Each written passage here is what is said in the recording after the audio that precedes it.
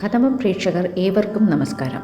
നാളെയാണ് കന്തസഷ്ടി വ്രതം തുടങ്ങുന്നത്. 2025 കന്തസഷ്ടി വ്രതം സെപ്റ്റംബർ മാസം 10-ാം തീയതിയാണ് തുടങ്ങുന്നത്. കന്തസഷ്ടി വ്രതം അനുഷ്ഠിച്ചാൽ സകല കാര്യസിദ്ധി ഉണ്ടാകുമെന്നും നമ്മൾ വിചാരിച്ച കാര്യങ്ങൾ നടക്കും എന്നും ആണ് വിശ്വാസം.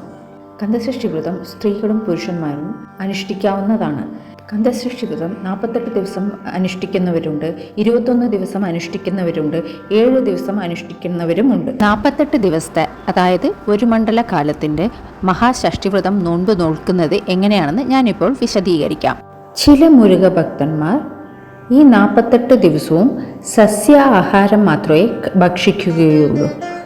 വേറു ചിലർ പഴവും പച്ചക്കറികളും മാത്രം ഭക്ഷിച്ചുകൊണ്ട് ഈ 48 ദിവസവും വ്രതം അനുഷ്ഠിക്കാറുണ്ട്.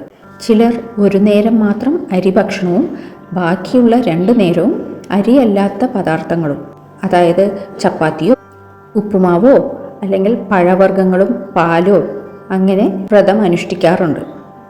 വ്രതം നോക്കുന്ന എല്ലാവരോടും എനിക്ക് പറയാനുള്ളത് അവരവരുടെ ആരോഗ്യസ്ഥിതി അനുസരിച്ചുള്ള വ്രതം നോക്കുന്നതാണ് നല്ലത്. പീരിയഡ് സമയത്ത് വീട്ടിലുള്ള മുതിർന്നവരെ കൊണ്ട് ദീപം തെളിയിക്കാൻ പറയുക. 4 ദിവസം കഴിഞ്ഞ് കുളിച്ചതിന് ശേഷം വ്രതം തുടരുക. ആദ്യ ദിവസമായ നാളെ, അതായത് സെപ്റ്റംബർ 10, 2025 കാലത്ത് നിങ്ങളുടെ വീട്ടിൽ സുബ്രഹ്മണ്യ സ്വാമിയുടെ ഫോട്ടോ ഉണ്ടെങ്കിലോ അല്ല വിഗ്രഹമാണെങ്കിൽ അതിന് മുന്നിൽ വെച്ചോ നിങ്ങൾ എന്തിനു വേണ്ടിയാണോ ഈ വ്രതം നോക്കുന്നത് നിങ്ങളുടെ പ്രാർത്ഥനയും ഭഗവാന്റെ മുന്നിൽ വെച്ച് ധ്യാനിച്ച് എന്നിട്ട് വ്രതം തുടങ്ങുക. ഭഗവാൻ നിവേദ്യമായിട്ട് വെക്കേണ്ടത് പാലും തേനും. കാച്ചിയ പാലിൽ തേനൊഴിച്ച് നിവേദ്യമായിട്ട് ഭഗവാന് സമർപ്പിക്കുക.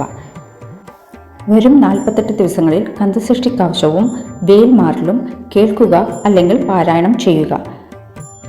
ഇതുപോലുള്ള ആത്മീയ വിവരങ്ങൾ അറിയാൻ നമ്മളുടെ ചാനൽ സബ്സ്ക്രൈബ് ചെയ്യുക. നന്ദി, നമസ്കാരം.